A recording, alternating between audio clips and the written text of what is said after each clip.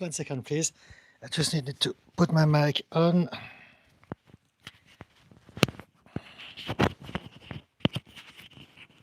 Oops.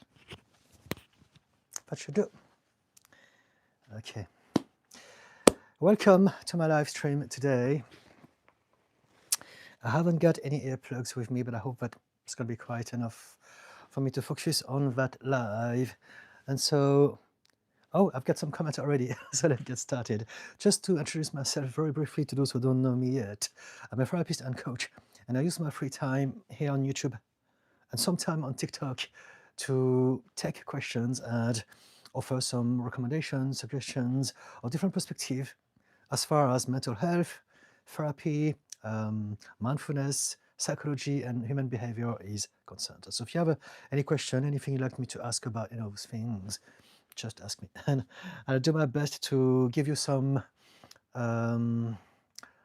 advice that are hopefully actionable for some of you so that you can do something about it.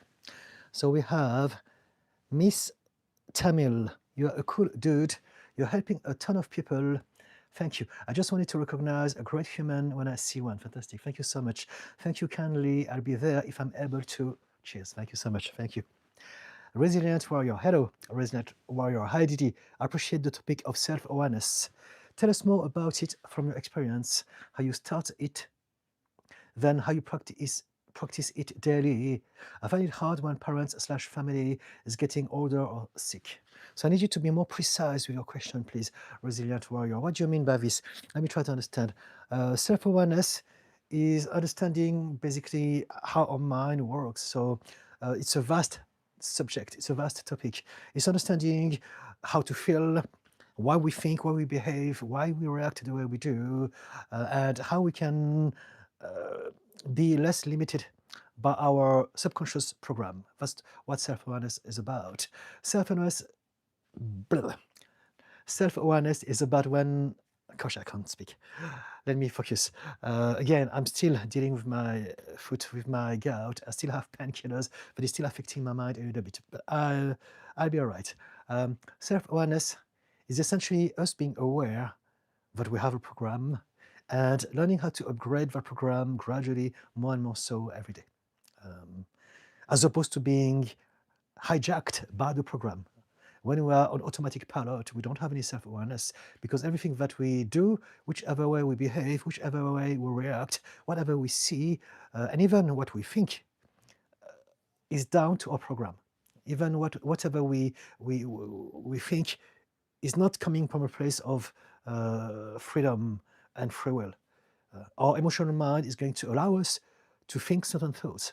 And it's going to give us the illusion that we are choosing a thought when we're just choosing out of the options that we're allowing ourselves. And so this is what self-awareness is about. It's about expanding our perspective of self and the world and how we can expand, elevate, recalibrate the way we function so that we can make the most of our human experience. I hope it makes sense. And so how you start it? Well, self-awareness is started already for you because you're here on my channel asking me questions. Self-awareness is about realizing that you want to change, you want to upgrade some aspect of yourself. And we all have some stuff to upgrade because it's not because we are not enough, it's not because we're inferior at birth, it's because this is what the journey of life is about. We're here to grow, to expand, to learn how to become better human being through our problems, through our challenges, through our suffering. It's all part of the journey. And this is actually what I'm talking about in my last long form video that I just put out today at 4 o'clock. It's called This is the Meaning of Life. And on the thumbnail, it says, you can never waste your life. And so that could actually answer some of the questions for you, Resilient Warrior, perhaps. Have a look, check it out, please, and let me know what you think about it. And as for your conversation, do ask me more. What do you mean by, I find it hard when parents/family is getting older or sick? How do you relate your parents and your family getting older and sick to your self-awareness? How is it correlated? If you can explain this to me, that would be very helpful, please. Resilient Warrior. By the way, I bought the book Anxiety with Us. Ah, fantastic. Thank you so much. Thank you. That's very kind of you. That's very appreciated. And so basically, I've been published 10 times in collaborative work with other people. It's a book series called the And Us book series. And Anxiety and Us was the first book that I have written with those people. And so thank you. If you have any interest in that, we are basically a group of people who choose some various topics related to mental health, and we all write one chapter. Thank you for the little heart. We all write one chapter about it, and then people can explore different perspectives about that thing. And so we have covered different things, such as anxiety, sadness, addiction, neurodiversity, fear, and so on and so addiction. Yeah, I said that already, and many more topics. And so if you have interest in that, do check this out. All the profits go to charities, and there are links on my bio that takes you to my website that can show you what books can be found if you have interest in such things. And so thank you, Resilient Warrior. If you have any question about anxiety or about whatever I've written in that book, do ask me as well, please. Irene said hi. Hello, Irene. Resilient Warrior. Get well soon and recover well on your foot. Thank you. I'm still, it's going up and down. I did look after a client yesterday, but today I'm keeping my foot up because it's still tender. But hopefully I'll get back on my feet literally sooner than later. Resilient Warrior, tell us more about the self-sabotage. I've learned it recently and labeled it Captain Self-Sabotage and realizing it when emotion occurs. So self-sabotage can be many different things. So I want to talk about it, but I need you to tell me what you define as self-sabotage. There are many, many things that can be put into the category of self-sabotage. And I don't want to go in a tangent, but it's not yours. So please, if you can let me know what do you mean by self-sabotage. How are you experiencing, or how do you see self-sabotage? How do you feel you would like to, what aspect of self-sabotage would you like you to know more about? And I will explore this for you. Irene, Didi, your shorts really hit home with me. Thank you so very much. Thank you so much, Irene. I'm glad you appreciate it. Resilient Warrior, love the video about self-awareness of your stating we define it. I forgot about it. So I write and I create and I produce so many things. I tend to not always remember everything. So, but thank you anyway for the compliment. I'm very much always focused on the next thing. So I was telling you I've been published 10 times, but I've read one time whatever I've written once it was published, and I moved away from that, and I can't remember it at all. It's the same thing with my content. I'm always focused on the next thing because everything about our life is about our self-expansion. So what it means is that we always get better and better at whatever we are doing. And so when we've done something, there's no need to go back there. That's how I see this. But thank you, Resilient Warrior. Miss Tammy said hi. Hello, Miss Tammy. Resilient Warrior, thank you for the last conversation in live about some people say negative about and being careless about others' opinion. I am more focused now on growing, thriving. Fantastic. Thank you. Christina Williams, is there any way to attract money like a magnet? Yes. My current job does not pay much and I'm having no luck finding a better job. Okay, let's talk about this. We all have to deal with money because we live in a material world. So it's not a taboo subject at all. But the way we go at it is wrong. And so basically, because we live in a Western and capitalist society, we're being taught that we must have more, do more. I must find some ways to get more money. But in reality, it's the other way around. And what I'm trying to say is that instead of trying to learn new skill to get money, we want to let go of what is holding us back from getting money. So basically, there's a concept called the yin and the yang from Buddhist, Taoist, Eastern philosophical schools of thought. And it's about the idea that the world functions always with a dynamic that has two sides, black and white, negative, positive, for electricity, and so on and so forth. And they're both as important.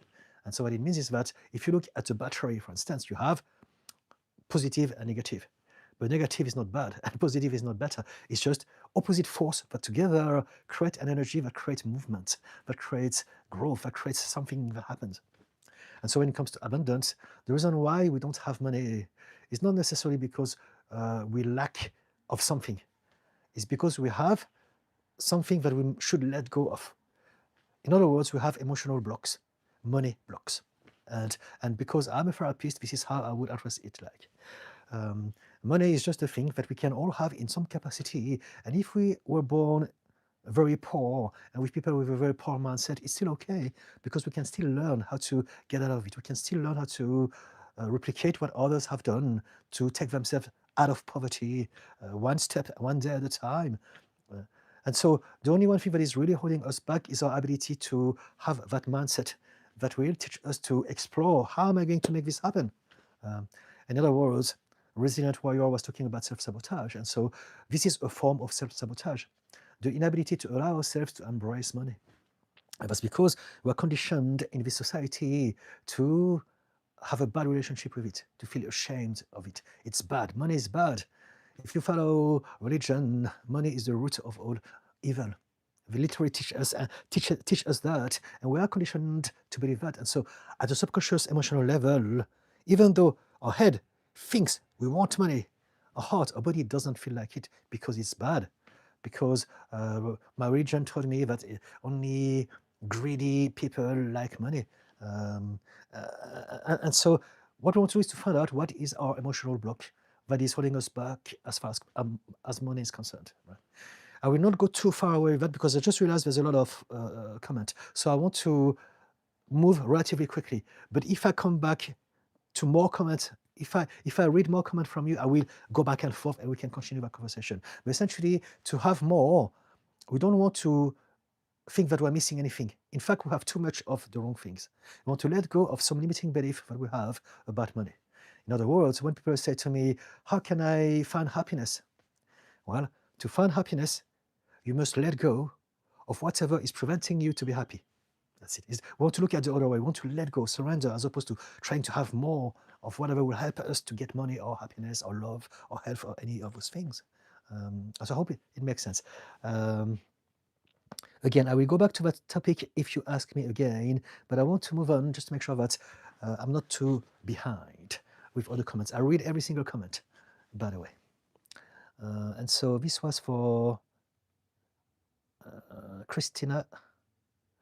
Resilient Warrior. My parents are getting sick in terms of long-term illness. I remember you mentioned that enjoy each moment and focus on moment with them. Yes, I remember.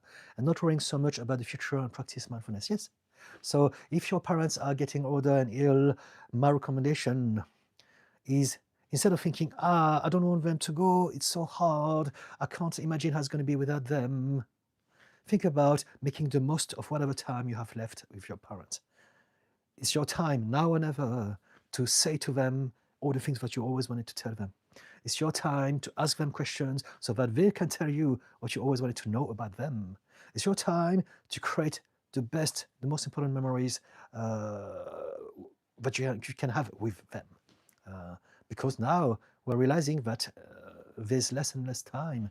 And so, yes, focus on creating memories, asking questions, talking to them, tell them, forgive them if you have to, any of those things. Now, this is your chance to do this. And if you can do this every day all the time, by the time it is the end, you will feel much better about yourself because you would have used all that time, all those opportunities. Now is your chance to do something. But if you choose to feel bad about yourself and worry about what is going to happen when they're gone, you're going to squander all those opportunities and you will feel worse once they're gone. Resilient Warrior. Self-sabotage for me, sometimes when the emotions kicked in about regret, but I'm learning that it's not a waste of time, it's an experience. Also learning when the self-critic kicks in, like even though...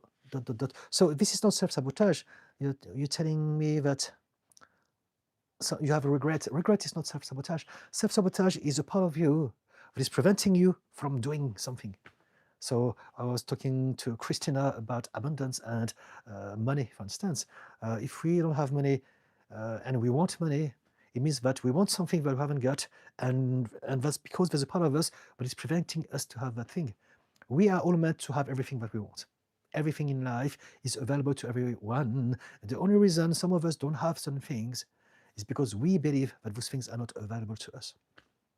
So of course, if we grow up in poverty, if our parents struggle to make money, if we live in an environment where everyone is struggling financially, then that would be the reason why we believe that. Because we believe that it's the same with everyone, this is the way it is, everyone is struggling, and so must I. And so if we consider something normal, we're going to accept it. We're never going to do something to change this because it is normal. And so this is self-sabotage. People who want to lose weight and can't, people who want to stop smoking but can't, people who want to have a loving relationship but they keep attracting the wrong people. Those are all different ways of self-sabotage. Procrastination is a form of self-sabotage. Yeah. Perfectionism can lead to that, but that's another conversation. Anyway, yes. Carmen Moore. I am in school to be a hypnotherapist. Fantastic. Can you tell me the most important lesson you learned in the beginning? There are different types of hypnotherapy. Hypnotherapy now is a big word that encompasses different techniques. And so the protocol that I use is called RTT. It stands for Rapid Transformational Therapy. It's not conventional hypnotherapy. Right? And so I don't know what type of therapy you're doing, but when it comes to conventional old school therapy, hypnotherapy, what I know of it based on the people I've met and my clients who have been through that, they are basically adding some things in the mind. If I believe that I'm not enough, if we get to tell you I am enough, you're going to listen to a recording that is going to kind of get you to change your thought for a moment. But it doesn't really change anything because traditional hypnotherapy doesn't remove the reason why we believe that we're not enough in the first place. I hope it makes sense. And so because of that, a lot of people, when I started my practice, a lot of people came to me. They didn't know that I was doing RTT. Before I was doing just hypnotherapy. And they asked me for a top-up. So basically, they had a session maybe for stopping smoking or something like that. And it worked for a while until it stopped working. And so they did what a lot of people do in those conditions. They need a top-up, another session to bring back the sort of information so that we are back into that kind of mindset. But with RTT, there's no top-up because we remove the negative belief from the root of it. And so after that, you're good to go for the rest of your life. And that's the difference. So I don't know if that's what you are doing, but be aware that there are different forms of hypnotherapy. That's all I'm trying to say about this at this point in time. Now, if you can give me a very specific question about what you'd like to know, I'm more than happy to give you some recommendations. But you're telling me about a whole job description. So there are many, many aspects to it. So I don't know what would be the most challenging for you. Have you tried anything? Have you come across some stories, some patterns of problems that you would like me to address with you? Carmen? Resilient warrior. Even though I have grew and learned, I feel that imposter syndrome, but I'm still not good enough, but I move on being kind. Okay, so the self-sabotage could be an imposter syndrome. But I want to know, in which way is it affecting you? Is it just a thought or is it preventing you to take actions? If you can tell me that, that would be very, very helpful. And the journey of learning that we are enough, the journey of self-acceptance and self-love is a long journey.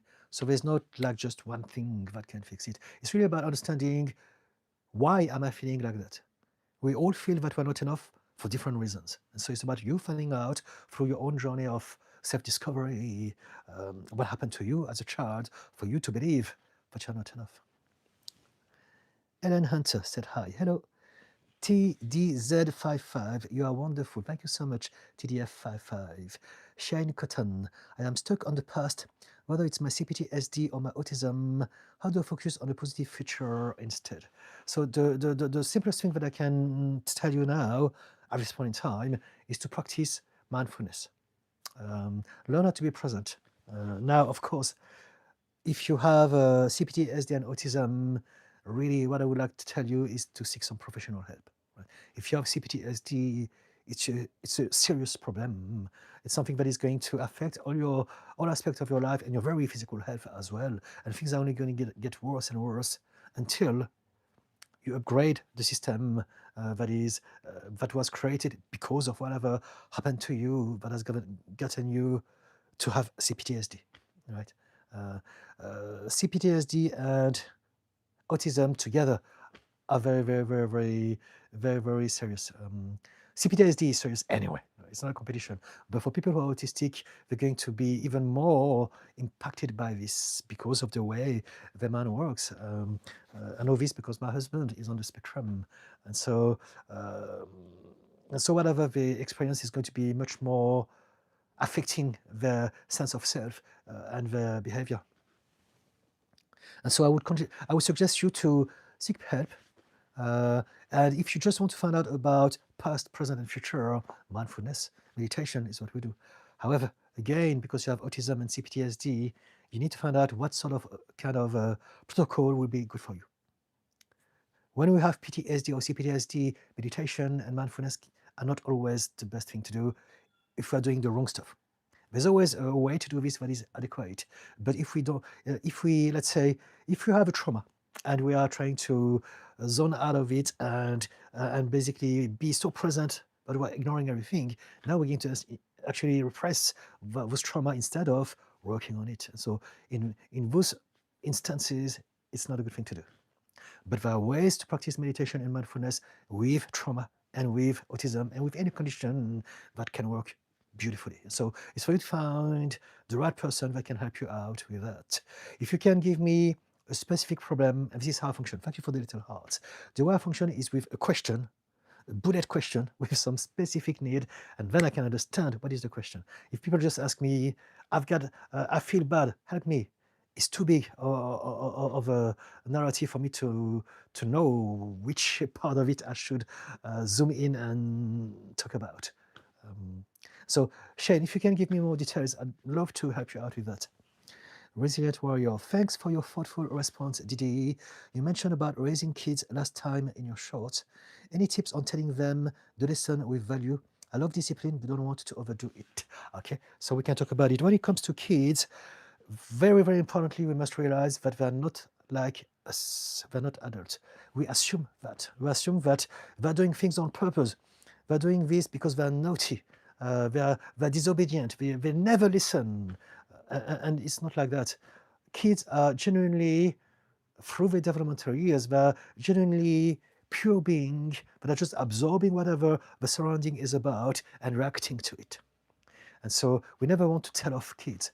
We want to explain, we want to teach, we want to support them and encourage them positively, as opposed to punishing, blaming. And we want to realize that whenever they are behaving badly, it is because of the parents or the environment. That's it. Kids, just like animals. I often say that about dogs because it's the same. I love dogs, so it's not me looking down on kids. But I don't have kids. I used to have dogs. And so with dogs, it's the same. Very often, owners who don't understand dog's psychology will say to the dog, oh, you're being naughty. Why can't you obey me? What's wrong with you? We get angry at the dog.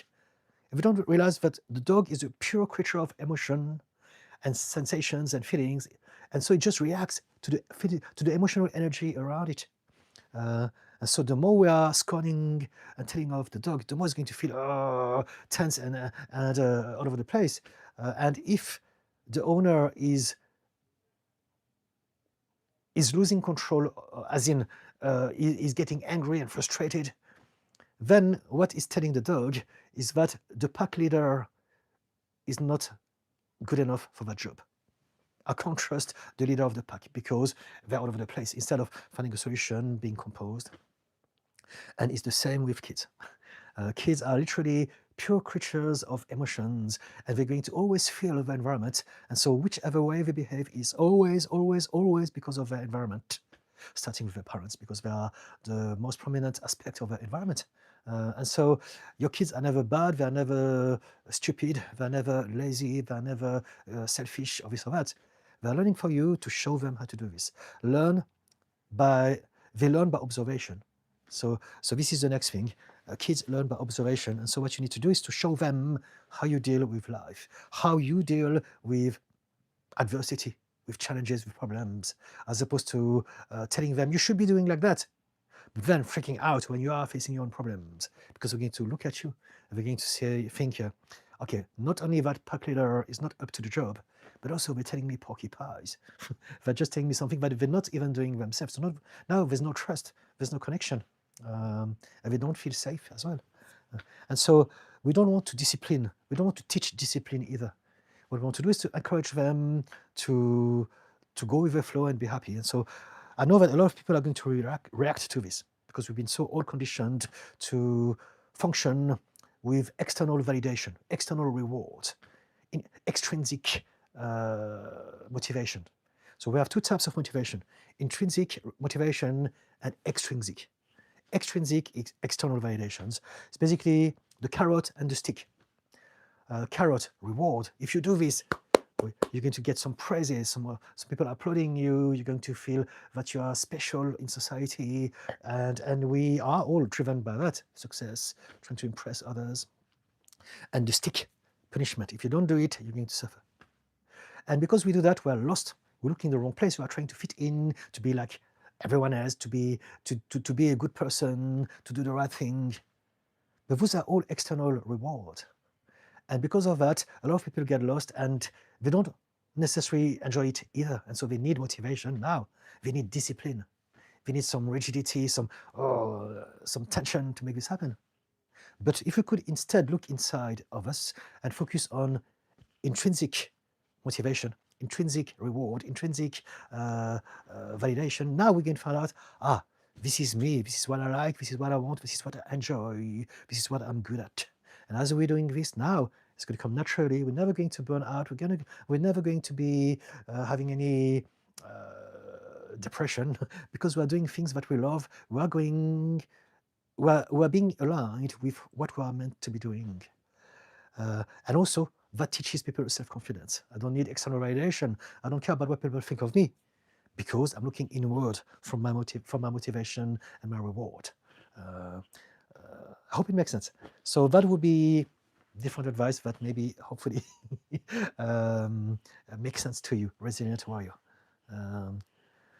You don't want to tell them lessons with value. What you want to do is to teach them how to think.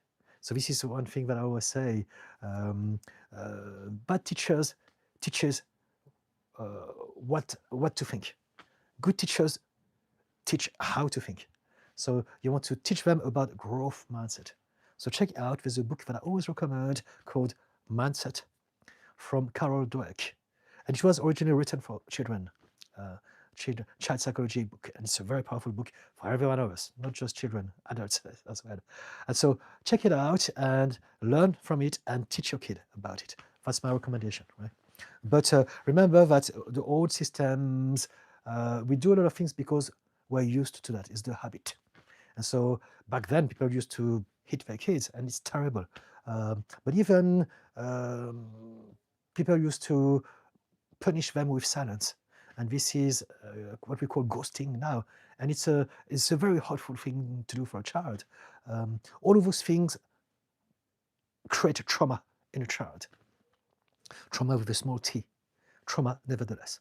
And so if we keep on doing this, we're going to keep on producing little humans that will carry suffering and limiting belief from the past unnecessarily. So yes, I don't know. And if you can give me some specific questions, I'm more than happy to guide you on that. But those are the things that come to my mind just based on what I've read today.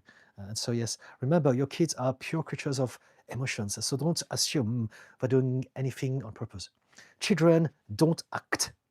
Children react. Just like dogs. And again, I'm not putting down children, but dogs, they don't act, they react to the energy of the leaders in the room, to the pack leaders, to the parents, to the ones in charge. Resilient warrior. My self-sabotage is something the thought get in my mind about my parents, realizing as a critical nurse, I have seen people pass away with illness, but I'm learning to let go and focus on now. So again, I need to know how to call it self-sabotage it needs to prevent you to do something, to take an action. Which is that action, please? I think what you are talking about is not self-sabotage, but it's just maybe um, feeling of helplessness. Is it that? Shawshank, meow meow. I'm not sure what it means, but meow meow back at you. Resident Warrior, thank you, Didi, for a response. I will definitely do that. This is the chance and not to choose to feel about myself. Reminds me of the Stoicism word, memento mori, about life is short and live in the moment. So that's a way to look at it. I don't see it like that. I'm not great on Stoics, and I'm not against it either. I understand that everything is a matter of perspective and narrative. So for some people, it may work very well. But the way I see it, I don't believe that life is short. I don't believe that we must make the most of each moment. Because that creates pressure, that creates tension, that creates FOMO, fear of missing out. Oh, life is short. Everyone says, stop wasting your life, stop wasting your time. And that creates more pressure, FOMO, and even shame if we feel that we can't do anything or we have wasted so much time. And the way that I see it is that we can never waste our life, we can never waste our time, because the whole point of life is us living it. So you can never waste it. You are literally living it. Whatever you're experiencing in this life is the journey, is the story, is the lesson, is the purpose, the meaning, the point of life. So you can never waste your life. We must let go of the shame, the pressure, the self-hatred, the not enoughness, and accept, okay, this was my life, but it's okay. Maybe I didn't have everything that I wanted, but I can still do something about it now. I can go on that journey to try to change some aspect of my life. I may want to heal some aspect of me. I may want to get some things that I haven't gotten yet. Whatever it is, we are here in this life to expand and to find out how we're going to do those things. So we can never waste our life. Right? I want to stop glorifying, personally, I want to stop glorifying hardship. Or life is hard, life is short. You must do better, you must be responsible. And I'm like, no, we do all whatever we can do. And so telling someone, it's not your fault, but it's your responsibility, in reality, it doesn't really help. Because for some of us, I mean, it may help some people. If you are in a good place, if you are about to change, for you, that could be good. But if you have a lot of baggage, like so many of us, it's going to be more overwhelming, if anything. And so, again, today I have put out my new long short video, and it's precisely about that topic. On the thumbnail, it literally says, you can never waste your time. No, you can never waste your life. And so do check it out and give it a chance and let me know how you feel about it by the end of it, please. Shashank, meow, meow, meow, meow, meow. Okay, I've got someone speaking cat. Resilient warrior, how do you build boundaries, especially you're in a profession of helping people and not get caught up with your emotions? As nurse, sometimes I get carried away. Okay, so this is a very good question. A lot of so I understand nurse, absolutely. But also a lot of people who are in my profession, a lot of my colleagues find it very difficult to look after our clients because we are exploring so many terrible, painful stories. And so it's very hard not to feel bad about it ourselves. But here's the thing. We all have some level of empathy, as in the ability to put ourselves in someone else's shoes, cognitively and emotionally. But the reason why we suffer is not because of the empathy. It's because of the unresolved wounds that we have about ourselves because of our own past. And those situations are kind of reactivating those wounds inside of us. I hope it makes sense. The problem is not the empathy. I look after people, and whenever I go through some very heavy stories, it's really heartbreaking and very sad and very charged with emotions. But once I'm done and I'm finished with the session, I can let go, and it may stay a few minutes, but then I'm eventually able to resume because now this is done and I can focus my mind on something else. But if I was still holding that emotion and thinking about it for hours or even days, it would mean that that's because there's a part of me that is remembering that I've suffered from the same thing. And I'm still worried about it. I haven't healed my own wounds. I'm still fearful that it may happen again. I may have some self-doubt still or any of those things. And so essentially, we don't suffer because of empathy. We suffer when we're in those lines of work because those situations are reactivating our old unhealed wounds.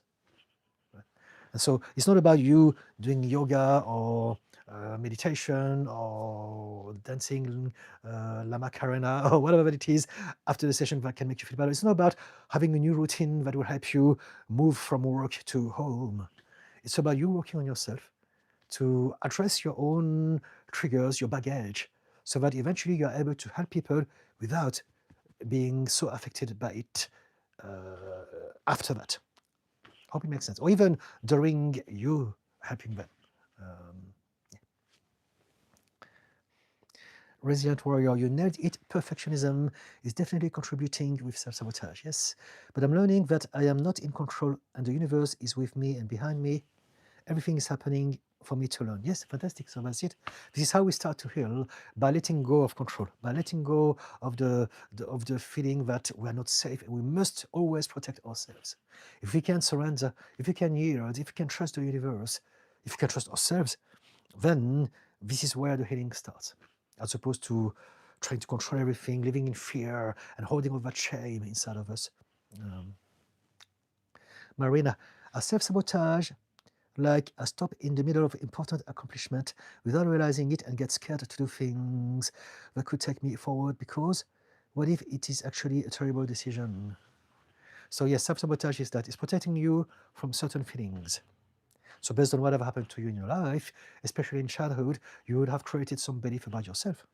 And if you believe, for instance, that being successful is not available to you, maybe something's happened in your childhood that taught you that you are not as clever, as smart, as able as other people to create success.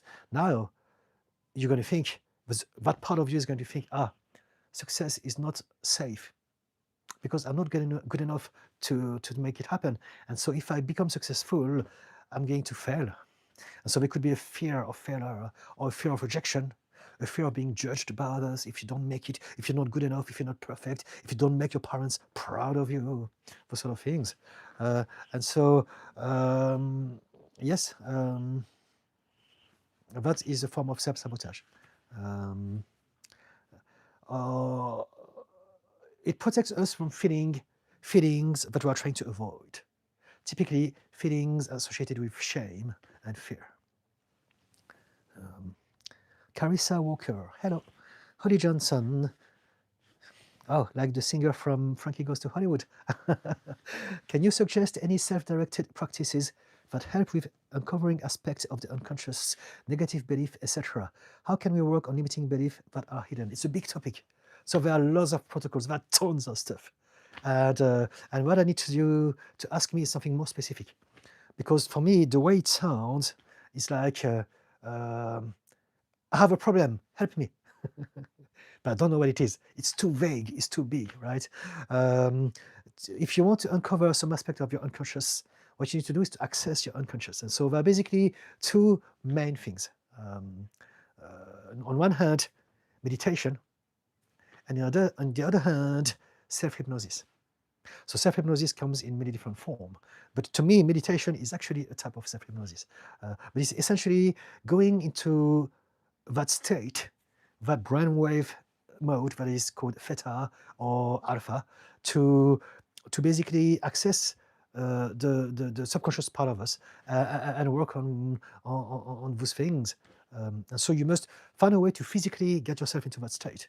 And the two things that I can recommend you is any type of hypnosis, which is literally what it is. It's getting you to open the doors of your subconscious mind, and meditation, which is a type of hypnosis as far as I'm concerned. And so what I do is a type of hypnotherapy. It's called RTT, and with that tool, we literally go to the source of our original root cause limiting belief.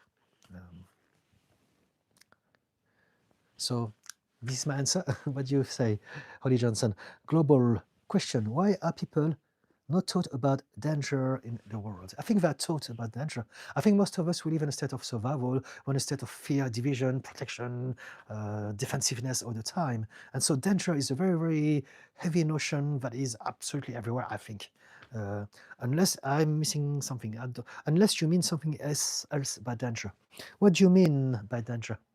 To me, the whole world lives in a state of fear, and that's precisely why we suffer, because we are worried about the others. It's us versus them, and because of that, this explains the whole history of humanity and all of our problems. What do you mean global by danger? Resilient warrior. Self-sabotage of a thought actually, Didi. But yes, I'm learning to be kind and self-compassion, knowing that everyone falls sometimes, and learn and move on, and also practicing mindfulness. Thank you. Okay, thank you. Little heart as well. Thank you for that.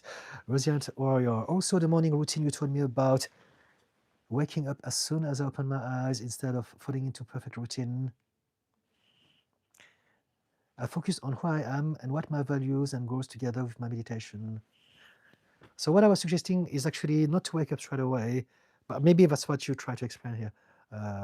But basically, I think the conversation we had was about us making sure that as soon as we wake up, we don't get out of bed straight away, but we explore some aspect of our mind, practice gratitude, practice happiness, meditation, visualization, all of those things. And so if we can do this before we get out of bed every morning, that will make a huge difference into our perspective of reality from the get-go. I hope that this is what you meant, Resilient Warrior. I believe it is. Verona, hello. SGM said hi. Hello, Resilient Warrior. In response to the kids, teaching them, you are absolutely right. I'm learning to take ownership of it because it's really us, the parents, who they look up to. I learned they're observant. Yes, absolutely. And also, they don't observe with words. So again, whatever we tell them will never matter as much as how they see parents behaving themselves with their own problems, how they deal with stress, how they deal with fear, how they deal with the unknown, with the uncertain. Miss Tammy, if you take what you just said and look at the entire state of the world, it's so profound for me. Thank you. Thank you, Miss Tammy. I'm not sure what you are referring to because my mind is all over the place all the time because of my ADHD, but thank you for this. Resilient warrior, I loved extrinsic versus intrinsic motivation examples. Well, thank you. Lots of our generation now is focused on extrinsic. Everyone, I think vast majority, 99.9999% of people are, it's about extrinsic. This is the foundation of capitalism and also the Western way of thinking. And so we want to bring back looking inward. And it doesn't have to be nuclear. It doesn't have to be just me. We can learn how to understand both, but we want to really learn how to love ourselves enough so that we can follow what our body, our intuition, our inner being is telling us to do, as opposed to trying to please everyone else in society. Extrinsic is, I have to do this. Intrinsic is, I want to do this. That's the difference. A4 Deal said hi. Hello. Resilient Warrior. Say that book again. Didi, sorry, I didn't catch it. The Kids by Carol Dweck. Carol Dweck. It's called Mindset. Mindset. M-I-N-D-S-E-T. Mindset. That's it. One word. By Carol Dweck. So Dweck is spelled D-W-E-C-K. But again, that video is to be found on my page as soon as it is uploaded. And so if you miss something, for everyone who's watching, I always upload every single one of my live streams. And so I think it takes a few hours for this to happen. But by tomorrow morning, that live will be available to be replayed on my page on YouTube. Go on my profile and tap on the live section and you will see all my live are there. Just tap on the one with the right date and you can retrieve whatever information I may have shared then. Throw away. I really love your blue tattoo, so pretty. You mean this one? Got blue here as well. Thank you. I've got the blue here. I don't know if you can see it. It's Cali. The goddess Kali. Resilient warrior, you are right, it's not self-sabotage. I think it's more worry about parents, but you did answer it earlier. Thanks you so much for the kind responses. I will focus more, not thinking, wasting time, it's living it. Okay, yes, thank you. Acceptance is big thing, and self-forgiveness and applying self-compassion in those things. Yes, yes. All of this and more. Darren Eid, are you okay? Darren Eid, I'm going to report you. Bang. Okay. So just so you know, guys, now I've decided to just block all the trolls straight away because it's easier, right? It's a big word out there.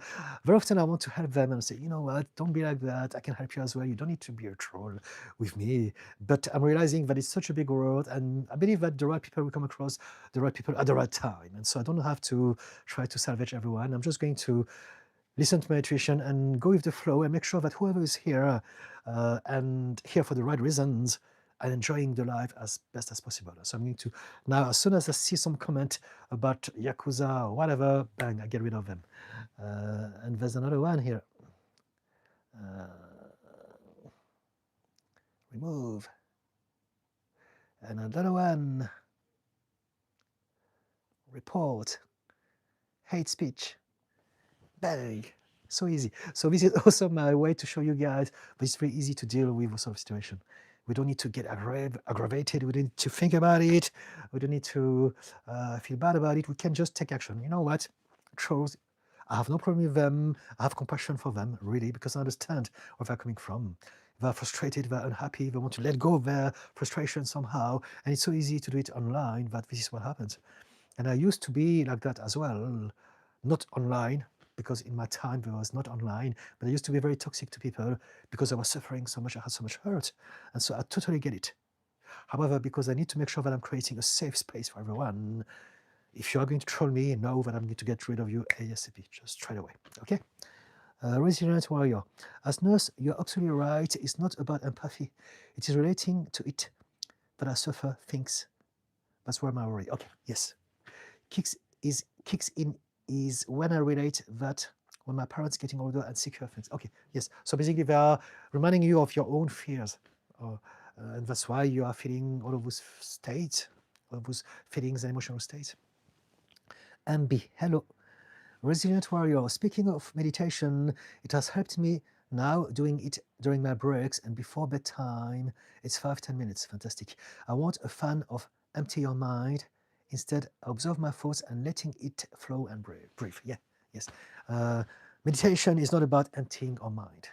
We can't force our thoughts away. We can't force our mind to empty itself. It's not possible. Our mind is designed to think. And so what we can do is to realize that meditation is about focus. We're not emptying our mind. We're not creating silence or emptiness. This is not possible. What we're doing, we're focusing on something. So we can focus on our breath, we can focus on a visual, we can focus on a sound, on a sensation, on a smell, anything at all. And we are basically utilizing that focus as an anchor to return to. And so meditation is not about being in silence. It's about returning to our place of anchor, no matter what it is. And basically, as we do this, we're becoming better at returning to that place. It could be the breath, it's often the breath, but it can be something else. Whatever it is, we're returning to somewhere, we're learning how to become better at returning. And so it's easy. We will always lose it at some point because the whole point of it is to learn how to return. So we need to have thoughts, to have some pictures in our mind. Why am I thinking about this again? It's okay. It's the whole process, is the whole point of it. We need to return to that place, our little secret garden where we are happy, at peace, where we are feeling content and whole. And as we're doing this, back on the battlefield, in our day-to-day routine, in the world, in society with people, now, if we're overwhelmed, if we're stressed out, if we're feeling anxious, any of those things, now we can use that skill to return to a place of safety and peace and mental clarity. Gospelo Gabriel, hey, let's answer the ADHD question today. Okay, hit me with that. What question is it? What would you like to know about ADHD? Dirty Wastelander, what are we discussing? Anything to do with mental health, with therapy, with psychology, with human behavior, anything to do with the minds and how we can elevate our aspect, or any aspect of our life from those places. This is what I do. Miss Tammy, I was referring to the children question. It was brilliant. Okay, thank you so much. I'm glad you appreciate. Anthony, yes, Stokes. I'm cooked, brother. I followed you from the beginning. Happy to see you doing well. You're a good man. Thank you so much, Anthony. Your support is appreciated. Major Connor, hello. Miss Tammy, Barava Markali. Yes. What a lovely sign after a great message. This live is awesome. Thank you so much. Thank you. Major Connor, how has your journey been like on your channel? It's been all right. For me, it's all about the journey. And so I don't compare it necessarily. I use that journey, any journey, anything that I go, is about the process of growth. And this is what life is about as well. We're here to expand, to make the most of that what we have, regardless of our start in life, regardless of our baggage, regardless of whatever problems we have. We're all here to make the most of our life. This is the point of life. And so when it comes to content creation, it's the same thing. I'm utilizing YouTube or TikTok to grow as a content creator, to grow as someone who wants to create more exposure and have more reach so that I can share my thoughts and my knowledge to people who may need it. And so it's been good. I don't care about how many likes I'm going to get, how many followers, because I know that the right thing will happen at the right time based on what I do. So I focus on the doing, not the outcomes, right? Everything is about self-growth. And basically, I was talking about it at the beginning of that live. I was talking about my books that I've written so far, and I don't care about them because I'm focused on the next one. It's the same thing with my videos. I forget about them because I'm always focused on the next ones. I know that as I carry on, I will always get better and better. So it doesn't matter whatever is happening now. It's a process of growth. And because I'm growing and I will always grow, I will also grow my channel accordingly in the way it's meant to grow, reflecting my ability as a speaker, as a content creator. I hope it makes sense. So yes, it's been good. It was slow at the beginning, but I don't care. And even now, it's doing great. It's been accelerating. But I genuinely don't care. I know that the right thing always happens at the right time, as long as we're doing the right things for the right reasons. As long as we're doing it for the right reasons.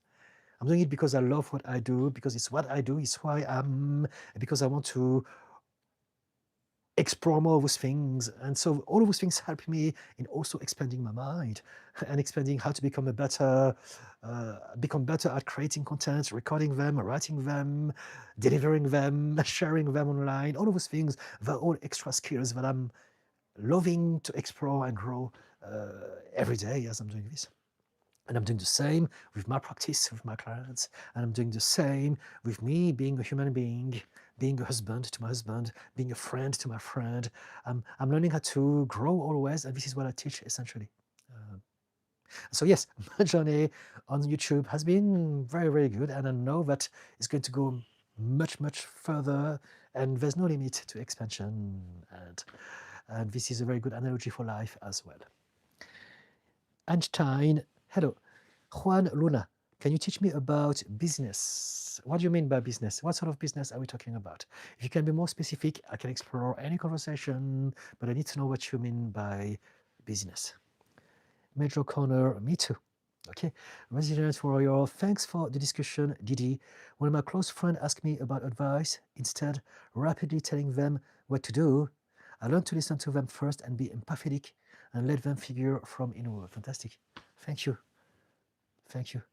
Major Corner, that's nice. That's an improvement. Einstein, you are great. Thank you so much for what you are doing. Thank you so much, Einstein. Resilient Warrior, what should I tell or actions to do when my thoughts go through spiral of thinking like negative worst scenarios? I usually take a breath or walk. Any thought of advice? There's so many things that we can do. It all depends. I don't really know much about you. But the best thing we can do is to realize that whenever your thoughts are spiraling into a dark place, your physical state is also shifting. So what you want to do is to shift your physical state through breathing technique. So we can go from a state of survival to a state of chill, relax, processing, growth, creation. We only have two states. We can be on a state of survival or a state of creation. So when we're in a state of survival, we are stressed out, we are overwhelmed, we are anxious, we are scared, we are sad, we are depressed, we are angry. Those are all those states that we go in every now and then. But if we get stuck, it's not a good thing, because now we're not able to create, we're limited, we're reactive. We react to the world, we have very little access to our rational mind, we are just reacting emotionally based on our belief. So life is harder and we don't have as much input in our lives. And so we want to realize that when we're emotional, when we're reacting, it's totally normal, but we are basically running the program. We are the program, the subconscious program, and there's nothing we can do about it. So we never want to have shame or regret or feel bad about ourselves, because whichever way we react is always the program. There's nothing we can do about it. If you get angry, if you feel stressed out and anxious, in that moment, it's the program that you have created yourself. However, before or after that moment, you can do something about it. And so before or after is about learning how to address the reasons as to why you have created that program in the first place. And so we want to address our limiting belief. So self-reflection, therapy, meditation, all of those things and more are what we're going to do. And we're going to go through our journey of self-awareness to find out, why is my body reacting like that? What happened to me? What did I believe when I was young that for this to exist in my life? Why am I procrastinating? Why do I have imposter syndrome? Why am I self-sabotaging? Why am I getting angry? Why am I always tense and looking for danger? And as we do this, now we can address some of our belief and then address our belief and change them. And so for me to help you again, I need you to tell me, share with me what thought is creating problems for you. What are the spiraling thoughts and what do you feel in your body? Give me some specific patterns that are problematic for you. And then we can address those things one at a time. Right? But the first step is for you to do some breathing. So find out about mindful breathing, box breathing, 4-7-8 breathing. There's a lot of different systems, but it's about learning how to reset your nervous system mechanically through the process of breathing mindfully. We can all do this and it works. It works for everyone, but it only works if we keep doing it until it works. Until it works. A lot of people, they try this, they do free breath and then they give up because we have a learned helplessness. So we're thinking, it doesn't work straight away. This is confirming that I'm not good enough. It doesn't work. I'm going to give up. Just keep doing the breathing properly until you're literally feeling better by yourself and you are able to access mental clarity once again then. Right? And then now you can address that belief and think, okay, why did I feel like that? Why did I react like that? Why am I thinking this? As opposed to what's wrong with them? What's wrong with this? What is the reason my body is going into that state? What's the purpose of anger, anxiety, overthinking, low self-esteem, or any of those things? Staff to Snake, peace and blessings to you. Thank you for the wonderful words of wisdom. Have you ever heard of Sufism? Yes, I have heard. I read about it yesterday. I forgot already what it was, but I read about it literally yesterday. So I'm going to go on my Google. Sufism, I need to be reminded, is the mystical branch of Islam. Yes. I came across a video about a lady who was talking about quantum physics in regards to Islam, and she mentioned Sufism.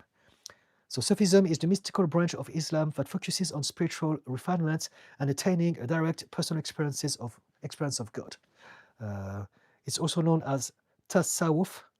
It emphasizes inner purity, spirituality, and devotion to achieve nearness to Allah through practice like prayers, fasting, and the invocation of God's name. So yes, I remember. But I only knew about it because it was within a certain context. Is there something you would like to share with me in regards to Sufism today? Staff to Snake? Ian Arias, hi bro. Hello bro.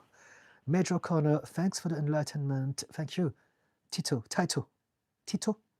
Hello, Tito. I hope I'm not butchering your name. Resilient warrior. What inspires you day to day, Didi? Any thoughts about energy? Sometimes when we deal with negative vibes, people feel drained at the end of the day, and people like you and loved ones inspires me. What inspires me? Uh, Life inspires me. My whole life, everything that happens to me, I'm not always inspired. We all go ups and downs, and so we all have ups and downs. I've been through my own problems with my foot, with my gout. I'm still having some problems today, but it's okay because there are other things that I can focus my mind on that are going to elevate me. And so, what inspires me is the human potential. The more I learn about life, the more I learn about the mind, the more I learn about myself, the more I learn about people, the more I find it inspiring because I can see the bigger picture. And I realize that as much suffering there is, as much as there is suffering in this world, as much there is also hope, inspiration, beauty, kindness, love, possibilities, connection. Everything exists on the spectrum. And so the bad stuff exists in correlation with the good stuff. They are on the different end of the same spectrum. And so what inspires me is when I look at all the goodness in the world, because I'm choosing to look at it. If I look at the state of the world, if I look at the news, I'm going to feel terrible. I used to feel like that for many, many years. For the vast majority of my life, up to the age of 38, I was super negative, and the world was all dark, doom and gloom, and everyone was terrible, everyone was bad, starting with myself. But if we can realize that the opposite of the spectrum also exists, then we start to look in the right place, and now we can find inspiration. Now we can find beauty, kindness, humanity, right? We have all seen the horror of what is happening in Gaza for more than the last 2 years. And if I look at this, it's going to make me feel terrible. And I did feel terrible at the start. I was really, really affected by it the first few months after October the 7th. But then I decided to focus on the people fighting the good fight. And that made me feel so much better. Now, whenever I see all the bad stuff, I look at the people who are speaking out, the people who are coming out and protesting, marching in the street, putting some post, whatever reaction to the bad stuff is what I'm focusing on, and that brings me inspiration. I love this. I really love this. I can see so many things, so much goodness out of the darkness. And so inspiration is essentially where you're going to choose to look at, right? If you are focusing on negative stuff, you're going to feel negative. And so if you're surrounded by people who are negative, if you're surrounded by people who are negative, do your best to create a space between you and them. Focus on spending more time with people who are positive. And if it's not possible, or not as possible as you wished it was, try to change the narrative. See people under a different light. Tell me, give me one example of someone that is negative to you, and then we can maybe play around with that specific example and try to look at it from a different and better perspective. Okay. My watch is telling me to put my third TikTok post of the day out, so just bear with me, please. Replacing a can't with a can does not always work. Replacing a can't. Post for you in my life. Oops. Just bear with me, please. I just want to make sure that it's out. Replacing.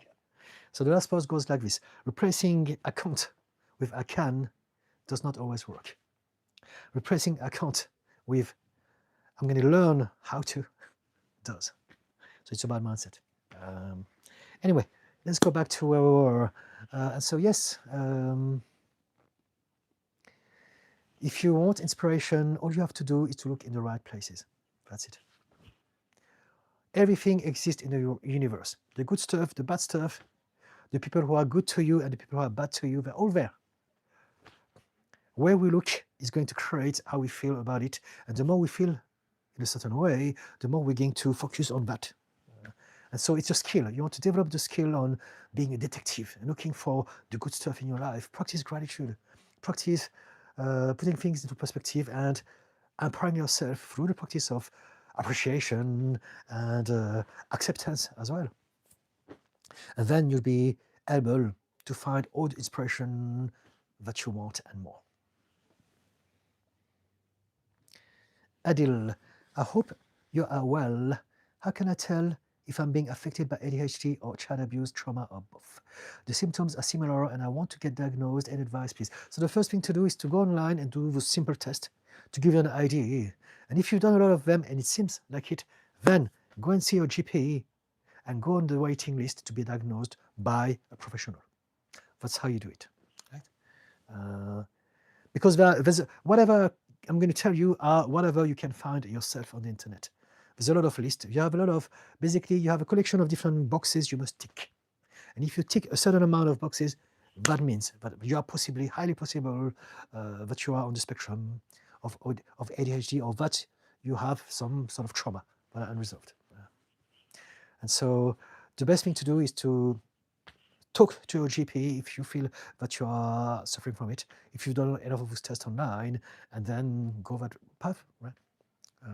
There's a lot of things that I could tell you, but there's not a single thing I can tell you that you can't find yourself even on TikTok. There's tons of people there, but it's quite TikTok, because I just put the TikTok post, or YouTube, anywhere, social media. There's all sorts of things out there, and it's important to seek a professional, unless you are a mental health professional yourself, so you can really have an idea of what's going on. But seek a professional to diagnose you, because there's also a lot of confusion online.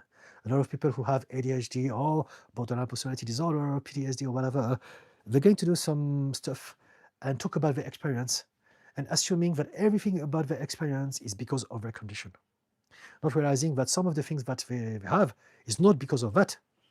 It's because of something else, right? There's a lot of overlaps with other conditions. And so, yeah, there's that. Do test online and seek professional help. Tito, awesome, Didi, thank you. Resilient warrior, I like that energy, focusing on growth and getting better and focusing on next move. I'm training now for half marathon, and it's not the destination, but the journey of keeping me focused. I love, thanks, fantastic. Thank you so much. Christ follower. Hey, Jesus Christ died for you. No. Jesus didn't die for me. Jesus died. And some people are using his death to kind of emotionally blackmail a lot of people who are vulnerable. So no, I love Jesus, but he didn't die for me. Okay? We need to stop talking like that. And also, I don't know you, and you're just putting Jesus in my face. And that's why I'm reacting like that. I love Jesus, but I also love Buddha, I love Allah, I love Krishna, I love Ganesha, I love Zeus, Odin, all of them. But no one ever says to me, Zeus love you. So I want you to realize this. Why do you do this, right? I believe a lot of people don't realize that we have some mental health problems. I hate to say it like that, but it's true. To come on strangers, random strangers online, and tell them about Jesus, to me, demonstrate that there's something that is not right. If we're obsessed with something, it's okay to love Jesus and any other religion, but we don't need to make it all our personality and be obsessed by it. Resilient warrior, life is an experience of learning, exploring, and growing. Yes. Wizam Mansur, hello. Benita M. Is being taught in childhood to be ashamed of my body, making me keep excess weight on and making it hard to lose it? Yes. The more shame we have, the more we're struggling with our own emotions, and the more everything becomes more difficult. And this is the thing. Let me finish your question, please. How do I let go of the shame?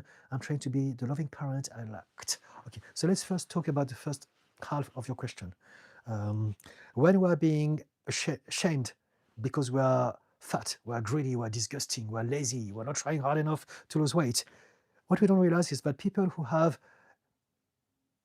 trouble getting rid of weight, it's not because they're lazy, it's not because they're not trying hard enough, it's not because they're greedy.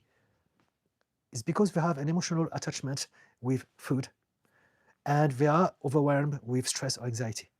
And so basically, the stress and anxiety gets them to use their coping mechanism, that is food. It's subconscious, it's emotional, we don't choose that. It happens through our childhood based on whatever happened to us then. But here's the irony of that. The more people are going to make people feel bad by telling them, you should lose weight, what's wrong with you, you're fat, you're disgusting, the more they're going to create stress. And guess what? The more we're stressed out, the more we're going to need the food to feel some relief about that stress. And so people who are coming from a good place and trying to give advice, they're actually making things worse. No one is overweight because they're lazy or greedy. People are overweight because they have some unresolved trauma, they are hypersensitive, they are overwhelmed with stress, with anxiety, and the coping mechanism that they have created for themselves in childhood was food. And it's as potent as drugs, alcohol, gambling, sex, or any of those things and more. And so we must stop body shaming, fat shaming. We must stop doing this because it's still going on all the time. I used to be in the fitness industry, and so many of my colleagues, friends, or Facebook friends are still in that environment. And I see their post. It's all about shaming. Take responsibility. Don't be so greedy. It's your fault. No. The more we do this, the worse people feel, and the harder it is for them. And so all those people, they are just projecting their own fears, their own insecurities, their own shame. And so I hope that with my work, I will help some of you being kinder to people who are overweight, being kinder to everyone anyway, regardless of how different they may be. No one does anything on purpose. Whichever way we come across, whichever way we behave, it's always a consequence of whatever happened to us up to this point. Even stuff that are frowned upon in society, getting angry, cheating on others, lying, all of those things, they're still a response that we have created to stay safe based on whatever happened to us back then. They're all systems that we use to regulate our nervous system with. I hope it makes sense. Thank you for the little hearts. And so, yes, Benita, it's not your fault. Now, how do I let go of the shame? If you can, I would suggest you to seek someone like me who does RTT. So RTT stands for Rapid Transformational Therapy. And basically, it's a type of hypnotherapy. We go back to the root cause of when you were a child and you created that belief that you had only but food to make you feel better about yourself when you were overwhelmed by the world. And so that will help you straight away. Now, if you don't have access to it for whatever reason, there are different types of therapy. And if you don't like therapy, you can always go on a journey of self-awareness. But it's not like there's no hack to let go of the shame. Shame is how we see ourselves. So it's deeply embedded into our sense of personality, our sense of self. The difference between guilt and shame is very important. Guilt is I'm feeling bad because of what I have done. So what that means is that I can change this because it's only my behavior, something that I've done. Shame is I'm feeling bad because of who I am. Bad things happen because of who I am. There's nothing I can do about that. It's who I am. And that's why my best recommendation is for you to find a way to access your subconscious mind through meditation, through hypnosis, through hypnotherapy, through any of those ways. Your problem is not here, it's there. It's in your nervous system, it's in your heart, it's in your body, it's in how you feel. It's subconscious. And so, yes, that would be my advice to you. Thank you. Very often people force themselves to lose weight, to go to the gym, to eat well, to be healthy, and all of those things. And we need to realize that when we do this, we're only addressing our habits of actions. We're not addressing our habits of thoughts and emotions. So what it means is that if someone is overweight and we put them in a house where there's no junk food and there's only people training and they don't have other choice but to train every day, they will lose weight. However, as soon as they can get out of the house, they'll eat again and it will all come back with a vengeance because they haven't changed the habit of thoughts and the habit of emotions. They only address the habit of actions. And so you want to really tap into your subconscious mind. If you are overweight, don't worry about eating whatever, about going to the gym or whatever pills or any of those protocols. Focus on your subconscious mind, focus on your emotional wounds, focus on your past, do some work to find out why you're overwhelmed and why you need that to feel better about yourself whenever you are overwhelmed. I hope it helps. Tito, what you think and feel becomes. Yes, it's true, absolutely. cat gardens. I've been very apathetic most of my life. Very hard to change. How to start caring? You start caring. It's a very vague question. You want to reconnect with your emotions and your feelings and with yourself. So it's a long journey that is different for every single person. So we need to know a bit more about you. If you've been apathetic most of your life, what do you mean by this? Do you feel that you lack of empathy? Is that what you mean? Very hard to change, how to start caring. Caring for yourself, for others. Could you be more specific, please, Cat Gardens? If you can tell me more, I would love to explore that conversation with you. Thank you for your heart, whoever it is. Resilient warrior, state of creative versus state of survival. That makes sense. Reacting based on belief. We definitely implement to start physical. We are the programmer. Is that they say about the saber-toothed tiger. Jenny Ibarra, hello. Dawn Baldwin. These are things in history, not in the present. Our sole purpose was to evolve together to serve the earth for future generations. So this is a kind of spiritual discussion. Okay, fair enough, fair enough. Resilient warrior, I think the thought specifically is when I think of the worst scenario since working as critical nurse. I learned a lot about survival, but you're right about creating instead of survival or self-critic. You want to practice acceptance. You're a critical nurse. Accept that we are mortal. Accept that this is your job, your choice, your career. Accept that you are going to go through that. Accept that people will suffer.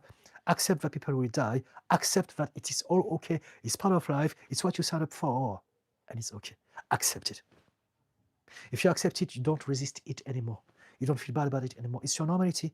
It doesn't mean that you won't feel certain things, that you can't have empathy. But accept those things. You are not accepting some things about your very job. And this is why you are all over the place and it's creating problems for you. Right? And I mean, not accepting from an intellectual perspective, but from an emotional one. Resilient warrior, thank you for your kind words and sharing your insights, Didi. It has been a meaningful day. You are a blessing to everyone. Thanks, thank you so much. Staff to Snake.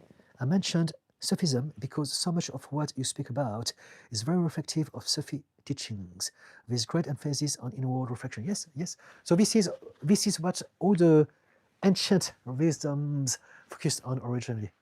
And then some people have kind of hijacked those wisdoms for political purpose, to manipulate people, to control, to make sure that the tribe is tight within a set of rules and dogmas. But before that, even if you look at the big religions, even if you look at the Bible, there's a way to interpret it, but it's going to be to look inward. People see what they want to see. Right? And so those books are just a reflection of what people want to see. They're like a mirror. And so if Sufism teaches that, it's great. I know that some people use Islam just like some people use Christianism. There are people who come from a good place, a place of growth, a place of love, a place of togetherness. And there are people who are using it for hatred, division, fear, emotional blackmail. Fear God. Why should we fear God? God loves us. There's nothing to fear. We should trust God to support us and know that God trusts us to be our best possible version of our human self in that experience. Otherwise, He wouldn't have allowed us to be. And so, yes, I'm glad that you are one of the lucky ones who are experiencing some sort of belief system that is supportive, positive, and that looks inward as opposed to outward. Thank you. Staff to Snake. Hudstone, how are you doing? I'm well, thank you so much. How about you? Resilient warrior. Negative people would be like co-workers that are negative, but you're right. It's about changing narrative, and sometimes a relative who's going through something, you want to help them remain empathetic. Okay. Perspective is a big thing. Perspective is everything. I was talking about it to one of my clients yesterday. The big secret of healing, of therapy, of growth, of personal development is just one thing. It's that simple. It's not easy, but it's simple. And it is that All we need to work on and change is how we look at something. Perspective, that's it. We just need to change how we see ourselves in this world, how we see our past, how we see people, how we see the world itself. If we can change this, we change everything. That's all that needs to be changed. We can't change the world as it is, but we can change how we choose to perceive it, what meaning we're going to give it. And as we do this, we are changing our world. Adil, thank you. Thank you, Adil. Resilient warrior, I'm also learning to not judge back, to not judge quickly in my mind, having the perspective and attitude that everyone is fighting some battles too. Yes, yes. Judging is what we do because we've been taught to judge everyone and self. So we are very harsh on ourselves, first and foremost, but also we project some of our shame on others and we judge everyone. And it's totally unproductive. And this is what I do. My job, my aim, my mission is to teach people how to replace judgment with understanding. If you can understand that, no one does anything because of a character flaw. Everything is always a psychological response. And so if you can trace back the whole history of it, then we can understand why people are the way they are, why we are the way we are, and what we can change about the whole of it. What we can change about it. The Moonlit Messenger. Hey y'all, how is it going? I just wanted to let you know that Jesus Christ, again, is the one true God. For you, he's the one true God, and I'm happy for you. Everyone has got a different one true God. I hope we can accept this. If you confess his Lord and believe the Father rose him from death, you'll be saved. God bless. So for me, I don't like this. For me, it's religious narcissism. It's called love bombing. Because again, I don't know you, and you're telling me God loves you, you need to repent, otherwise you're going to go in hell. And basically, a lot of people are very vulnerable, and they are lost, they don't know what to do. And so, those are aimed at those people. Don't be lost, we're here, we're going to love you, Jesus loves you, you're going to be forgiven, you're going to be in hell. And now people are now going to belong to that tribe because they're no longer depressed and lonely. But it's love bombing, and it's a tactic that narcissists use to seduce vulnerable people. And this is literally what you're doing. I hate to say that. You may not be aware of that. You may do it automatically, or you may be aware of that. I don't know. But this is what religious narcissists do. And so there are two types of people who are going to do that. People who are really conditioned and living in fear, and they want to share it because I want to expand my tribe. I want to confirm what I believe by giving it to other people.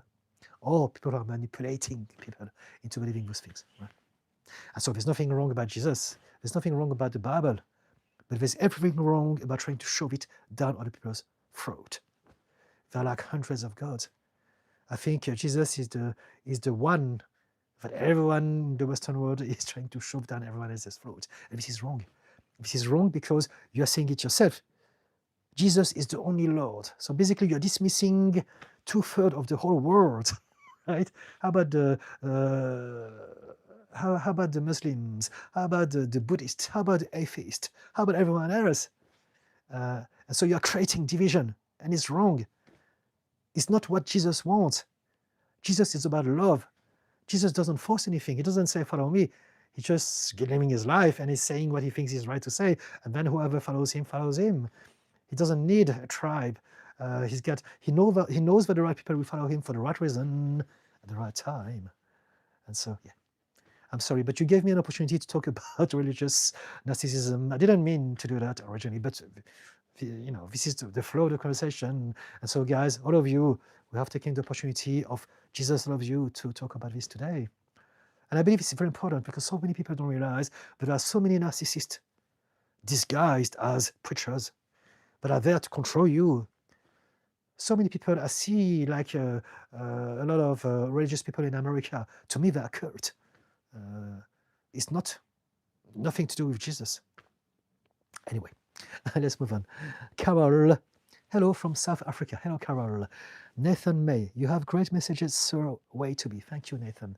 Resilient warrior, how do you handle or help people with victim mentality where a relative has a blaming tendency? I want to be more than just empathetic and listen. I hope they will soon take ownership from inward. Let go of the idea of ownership. This is still adding tension and pressure. You have to take ownership, otherwise you're not good enough. Instead of, I love you and I accept you unconditionally and I'm here for you. And you will change at your own pace if and when you are ready, and I still love you. This is what we want to share with people. We don't want people to take ownership. When we do that, we're reflecting, we're projecting our own fears, our own insecurity. I must take ownership. So now I'm thinking everyone must take ownership. But no, people do what they can do in the moment based on their emotional setup, their baggage, and their history. That's it. We're all doing the same, and we're all doing our best. And so the one thing that you can do, first, stop telling them about taking ownership. Allow them to be themselves, and then mention about mindset. So now you know that book called Mindset from Carol Dweck. It's all about this. Read it, learn it, and share this knowledge with that person. So, okay, I discovered that book. Let me share with you some of the things.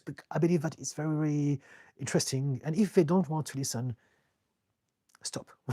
Don't go, oh, you've got to learn this, because they're going to feel resentful. Like, give me a break. The more you are doing this, the more you are telling me that you don't love me. You want me to change. You don't accept me entirely for who I am. And what we need more than anything else is to be seen, to be heard, to be accepted, to feel supported, not to be judged. Tina, thank you. Tina, thank you for the little heart. Cat Garden, I don't care about many things, no motivation or ambition. All I do is to avoid stress, avoid the bad instead of working for the good. Don't care about validation, recognition, achievement, looks, etc. So basically, you are on a survival state and you have found a system that is the best for you at this point in time, and it's okay. We're all different. We all have different baggage, and maybe that's the best system for you for now. Maybe it's better for you to keep away from people and just function and just stay alive, essentially. And I want you to know that we change all throughout our life, because life is ongoing and something will change at some point. You may have different ideas, you may meet someone that will say something to you, you may read something, you may come across something that will trigger a cascade of reactions that will get you to take some actions to change some aspect of your life. But the first thing that I want you to do is to stop feeling bad about yourself. There's nothing bad about you. You are doing your best, and your best is good enough based on your own experience, based on what happened to you, and based on what you can do. And so, yes.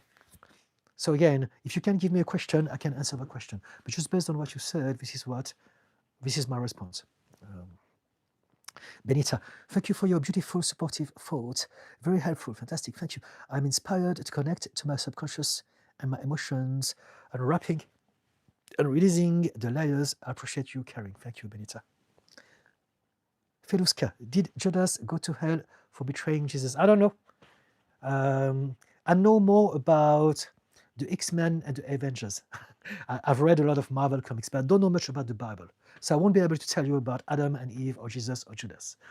I know some of it, and I'm not being blasphemous here, but really I want people to realize that it's a book. For some people, it's a very important book. For me, it isn't. So I wouldn't know, I'm afraid.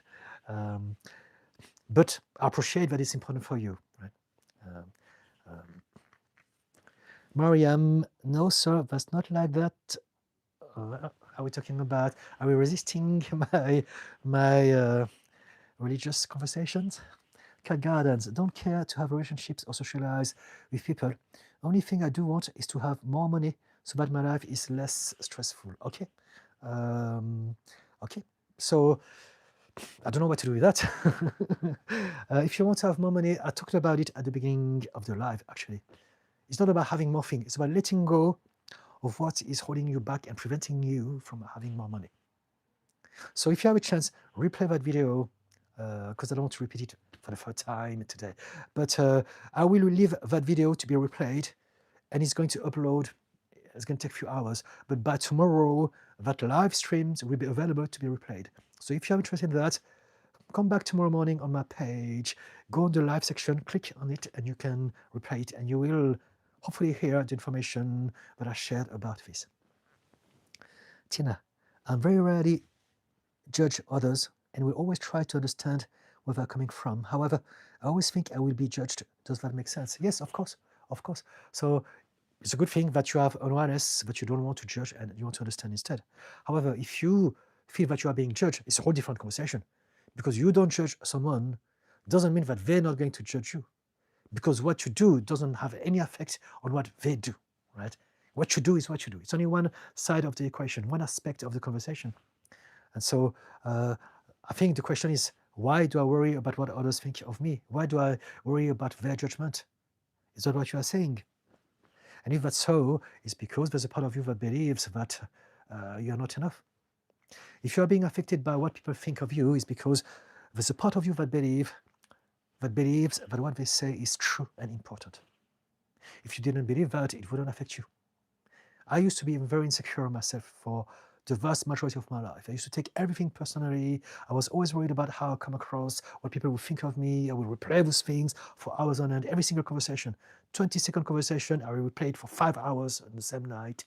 And because I have my own conditions. But essentially, I was obsessed with external validation and what people thought of me.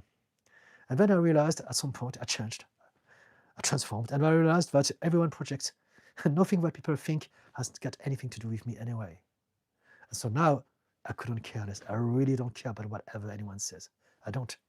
I take into consideration what people say when I care for them, when I want to connect with someone and I need to exchange information. But what I'm trying to say is that I don't care about the negative people, the naysayers, the trolls, the negative comments, the toxic people. I don't care.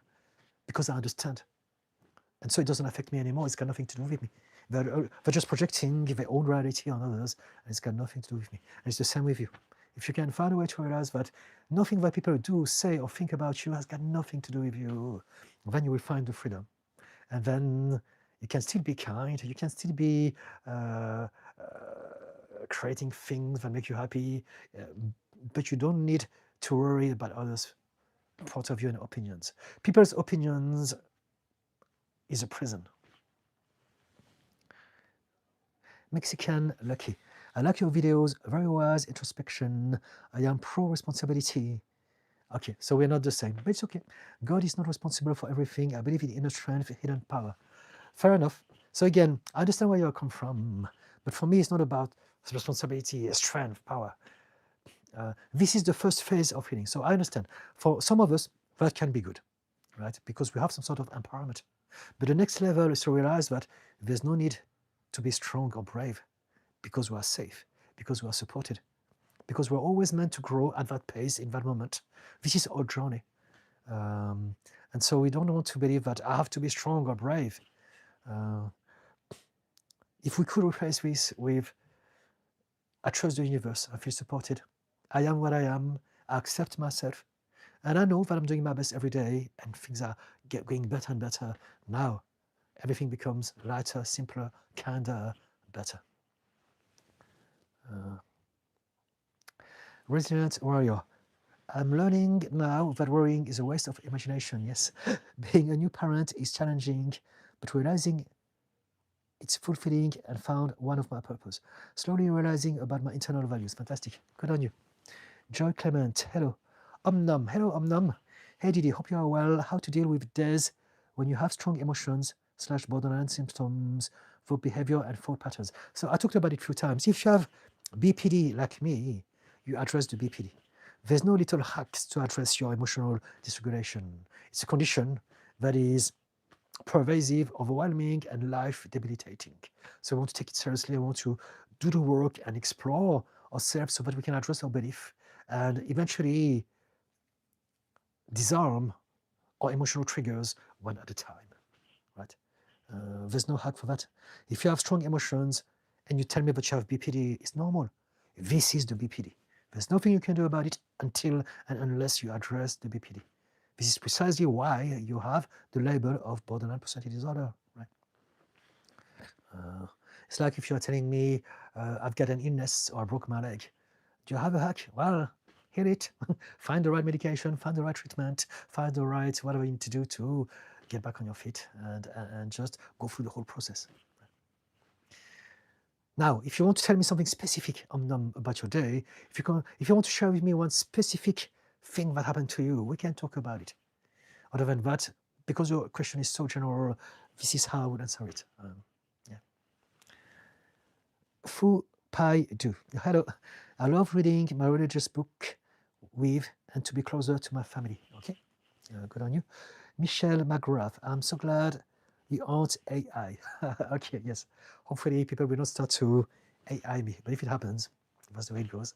I do my best to keep coming, and hopefully people will be able to differentiate the real me from the clones. Cat Gardens, thank you very much. Your advice is very helpful. I do need to get out of survival mode. I will watch that video. Thanks again. Thank you so much, Cat Gardens. Michelle McGrath, I love your advice and wisdom. Thank you so much, Michelle. Erin Allen Rooney, love all your wisdom and the gift you are giving to the world with your videos. Thank you. Just a curiosity, who are the people in the photo you often stand in front of? They're my parents. It's my mom and my dad when they got married a long time before I was even born. Resilient warrior. That's true, Didi. I'm learning that other people's opinions is from their projection. I try not to bother me now. My sensei told me about the monkey mind when we get into a spiral of negative thoughts. Yes. So the monkey mind is what is a term that is used very often from the Buddhism philosophy. The monkey mind, the monkey chatter, is our constant thought, and so good on you. Resilient warrior, focusing on moment by moment, chapter by chapter. Yes. Michelle McGrath, how would you deal with a very narcissistic parent while caring for them and trying not to show anger? This is a very good question, and it's a very tricky one, but it's possible. So what you want to do is to realize that you have established a relationship with your parents since you were born because they're your parents.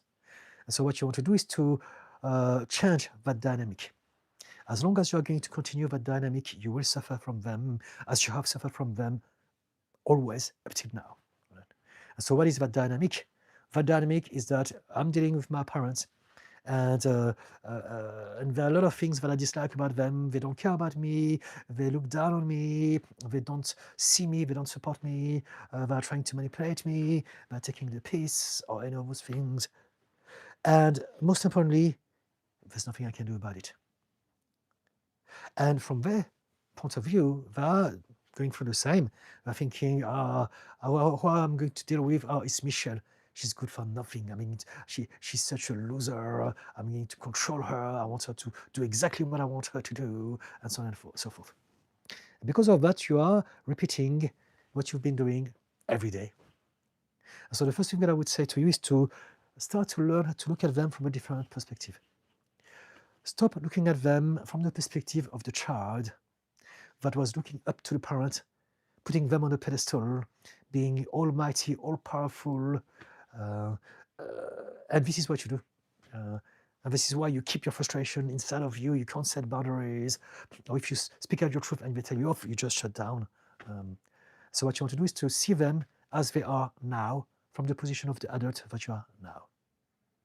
See them like old people. They're just people, they're human beings, they've been through all sorts of things, and now you know that they're narcissists as well. So just 1 second, please.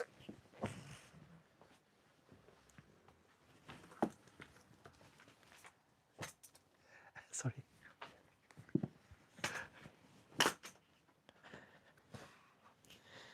Okay, sorry about that. And so you want to see them from a different perspective. You want to see them like people who are fragile, people who are imperfect. You know that they're narcissists. And so you're going to deal with them as an adult the way you would deal with someone who is narcissist. How do you do this? By setting boundaries, by not taking things personally, by not reacting to them, by not being hooked by the provocations. Every time you're going to react to them, you're going to reinforce that emotional dynamic on both sides. They're going to do it more, and you're going to allow it more, you're going to be more frustrated. So I know, so it's a whole process.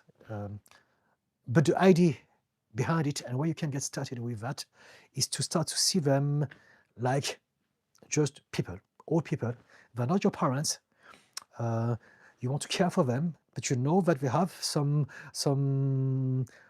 aspect of their personality that is not so nice. So you're going to make sure that you set your boundaries and you're just doing what you have to do. And whenever they're trying to attack you, they will, don't react to them. Don't take it personally. Just think, This is not mum or dad telling me off. This is just an old person who suffers, and I'm trying my best to help them with compassion, but I'm not going to let them hurt me, because my happiness matters as well. My happiness comes first. You come first. Self first is not selfish, and you must learn how to do this now. Set boundaries and learn how to change the way you see them and the way you see yourself. Right? In those moments, you are, for one moment, the little girl again that was helpless, that didn't have much clue about the world. But you don't need to be that again. Do your best to breathe and come back into that state. I was talking about it at the beginning of the video. Replay the video tomorrow when it's uploaded for this. Right? Go back from the stressed out survival state back to the mental clarity state instead. And then once you're there, address them as an adult. Put all those data under the cold day of light and see it as it is. This is it. This is me. This is what I have to do. That's the task at hand. That's the mission. How am I going to do this? Utilize your intelligence, your logic, your rational, your intuition, your imagination. But don't get embroiled into the emotional aspect of it. And for you not to be embroiled by the emotional aspect of it, see them just like all people that are narcissists, and you know that they are narcissists, and so you're going to be careful about them. You still want to help them, you still can, but you have not to react to them. You have not to expect them to be any different than they are. So this is very important. Don't expect them to behave in any different way than they have behaved up to this point. This is who they are. They will always be like that. But what you can do is to change your response, your reactions to them. So it's going to take some time because they are your parents. So you have developed those things over years, over a lifetime. However, those are the big lines laid out for you. This is what you want to do. Okay, I hope it makes sense. How is for you to find out. But those are the big lines. And the reason why I'm not telling you how is because I don't know you. That's it. Because there are a lot of different ways based on every single case and individuals. And so that's the only reason. Otherwise, I would give you all the information that I could give you. But I hope that what I said was helpful, at least in some capacity. Resilient Warrior. Thanks for the response about mindset, trying not to focus on ownership because we want it really to be heard and accepted, supported. Sometimes my intention comes out wrong way to them, but I'm running. It's not that you are normal. There's nothing wrong about you. The reason why you are talking like that is because that's the way you've been speaking, because of your parents, because of your upbringing, your environment, your education, your culture, your society. And we're all the same.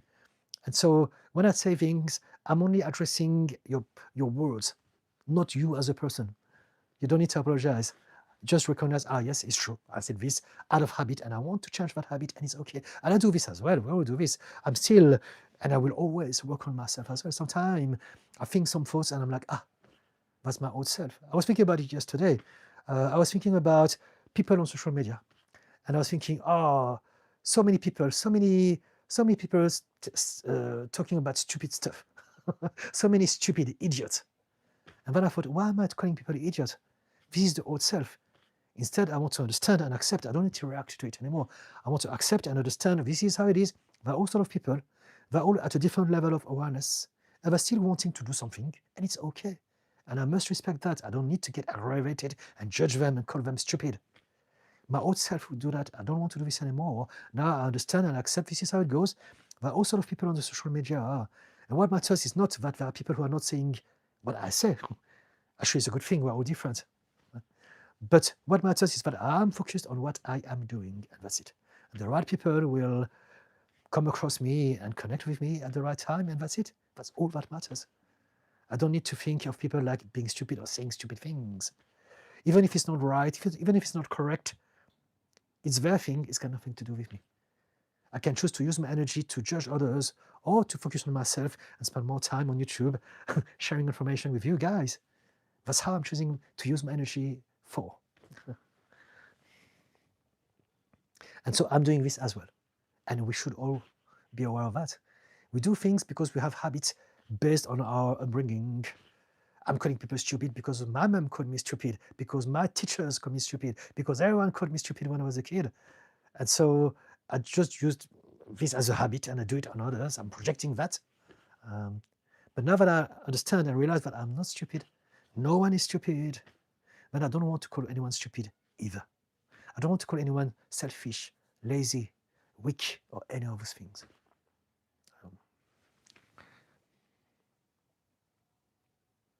So you're a good, resilient warrior. Erin Allen Rooney, thank you for answering. I thought that might be the case. Your parents, you have beautifully peaceful and grounded energy and a loving connection to your parents. Oh, we had a lot of problems. I suffered an awful lot all my life because of my parents. Right? And so now I'm doing this as a tribute because I have healed. I truly, genuinely love them. But I have CPTSD, ADHD, not that ADHD has got nothing to do with them, but I've got borderline personality disorder and bipolar disorder. I was addicted to class A drugs, alcohol, anger, and so many things all my life. I was self-destructive. I have been through hell and more for 38 years of my life because of my parents. But I worked on myself, I learned, I grow, and I genuinely love them. I really do. But I don't want people to assume that it was all lovey-dovey. Not because I want to set the record straight, but because I want to show people that I am human, just like anyone, and because I have healed, anyone can heal too. That's my only intent. I want people to realize that whatever you've been through, no matter what upbringing you had, you can make peace with that, and you can come across like someone with whom maybe I always had a good childhood. I didn't. But now, I love them, and I appreciate them, and I wouldn't change a single thing. I really, really do. Yeah. And it's possible for any one of you watching in the background, no matter what you're going through, no matter what happened to you, no matter how you see yourself, no matter what you think tomorrow is going to be like. I tried to unalive myself many times when I was in my 20s and before. Paola, hello. Resilient warrior. Hi Didi, tell us more about gaining knowledge versus understanding from your last short. I'm getting a lot of knowledge about perspective, self-awareness, and acceptance, but I'm going to try to apply it.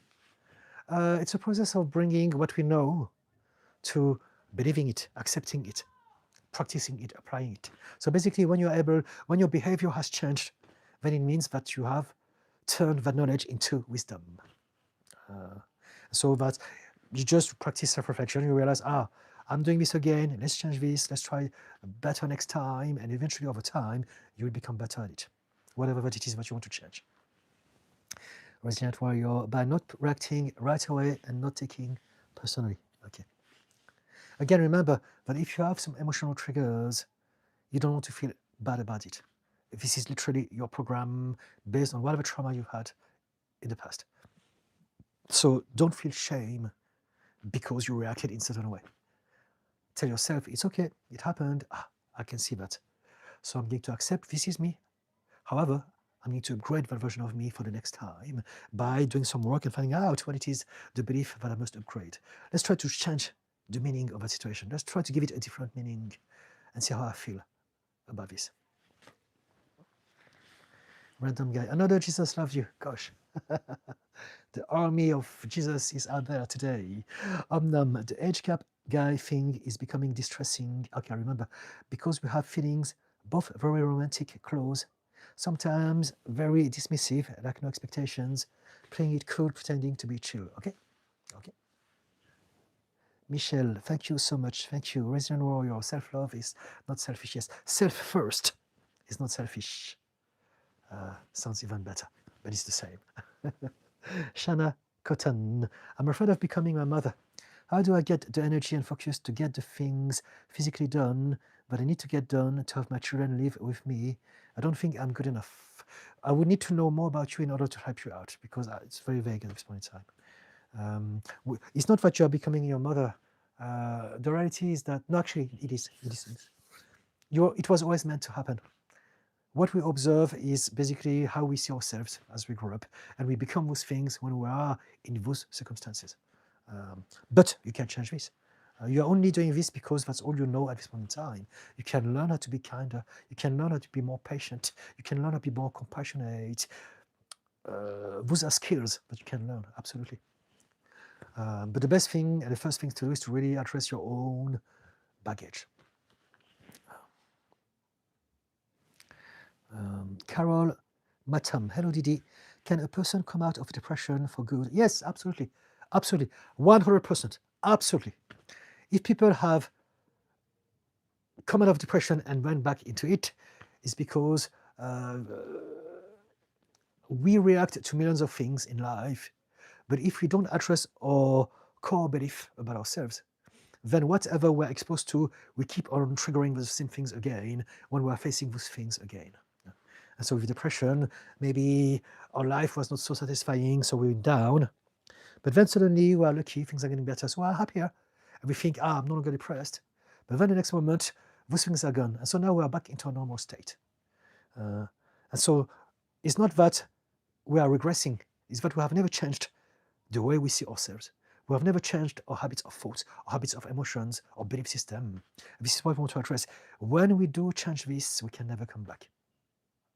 Once we have healed from depression, when we have learned how to reconnect with whatever we have disconnected from, we can never go back. Once you grow, you learn something, you know something, you're not going to go back. It's like me discovering the internet. And then am I going to, if I need to find information, am I going to go look in the dictionary or the atlas again? No, Google. Much faster. I'm never going to use those things again because I know a better system. And depression is just like that. People who say you can never change, you can never heal addiction, depression, anxiety, it's because they have not healed. So they're only expressing and projecting their own experience. And they may come from a good place. They want to warn everyone, I haven't changed, you're not going to change. But this is very, very, this is not helpful because we all can change. We will not all change, but we all can. It's possible. Yeah. Nothing is guaranteed in life, but everything is possible. And possible is good enough. And so, can a person come out of depression for good? I grew up without a biological dad. Can my mind move to happiness now that I know he has passed? Yes. Yes, it's for you to find out how. We can talk about this if you want, but it is absolutely possible. Yes. 100% million, 1 million%, 100,000 million, zillion, gazillion %. Yes, absolutely. It is possible. Reborn, my niece is, like I was depressed myself. I used to suffer from bipolar. I was officially diagnosed with bipolar disorder, and I used to spend like phases that would last forever, being super mega dark and depressed, thinking about death all the time, trying to unalive myself, letting myself go in the worst ways. I was so dark, so sad, so apathetic. I went all through the stages. I was a very different person. I used to hate myself. I used to hate people, the world, life, everything. And I changed. Now I'm happy. I'm genuinely in such a good place in my life now, really. But it took me 38 years to get there. I'm 55 now. And so I've been good the last 16 years, or I'm not good with math, 17 perhaps. And I'm still working on some aspect of me. But the main big blocks are gone now. And because I've spent so many years in pain and sorrow and loneliness and rage, that when I got better, I was on a cloud. I was on cuckoo land. I was high. Like for 10 years, I was happy. Every day I was waking up, I was just laughing, being happy, satisfied, grateful just to be alive because of all the terrible stuff that I've been through, but were not there anymore. And after 10 years, I started to have some things coming back, and I had to create some systems to make sure that I'm okay. But the first 10 years were so easy. And after that, we are just learning to realize that life will always have ups and downs, and it's okay. Because now we know how to deal with those things. Healing is not about being in a place where we never suffer anymore. Healing is about accepting, embracing the fact that all things will happen, but we can deal with all of those things. We can always find a way.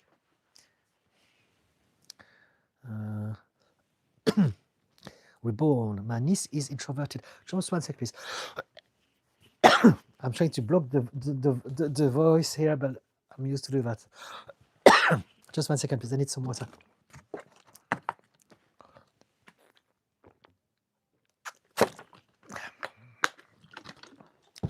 Reborn. My niece is introverted and has lack of confidence at school just because some students don't talk to her.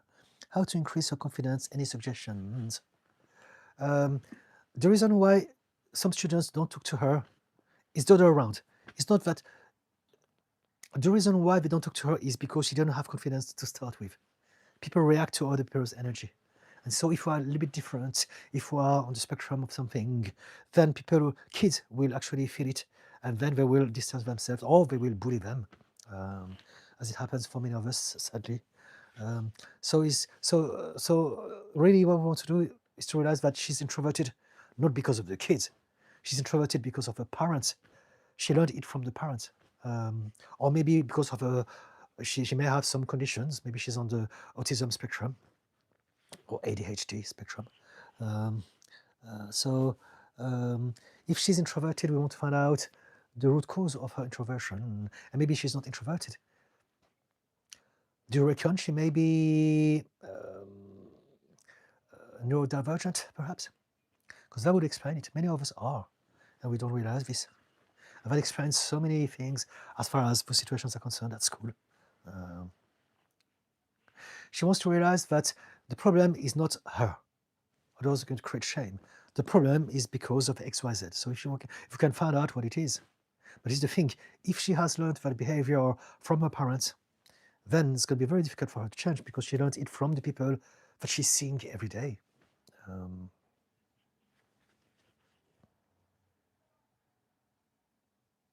So how to increase her confidence? By finding out how all of this started. Maybe it's her environment, her direct environment. Maybe it's her parents. Could that be that? What do you think, Reborn? Omnum. That can be triggering sometimes, but also in general, my feelings have been very strong. For example, last week, I had a really bad fit of rage, and I am very rarely angry as a person. Okay. Resilient Warrior, thanks so much, Didi, for this wonderful opportunity and your kindness. More power to you. Thank you. Isaac Lucius Levitsky. Good day, give us the land.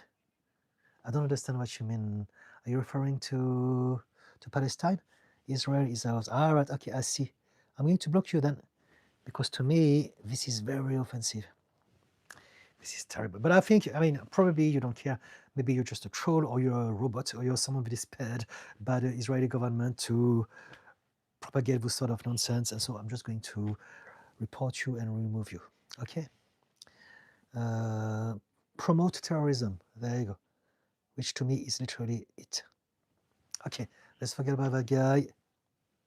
Let's move on. Joy Clement, I've always felt that I do not react properly to situations. Okay, so we are all here to learn. And so think to yourself, okay, that's what happened. How can I grow from that? What can I learn from those situations? And then make the most every day to of whatever you're going through to change your behavior as much as you can by seeing yourself like a process of growth. Everything in your life is a lesson in disguise.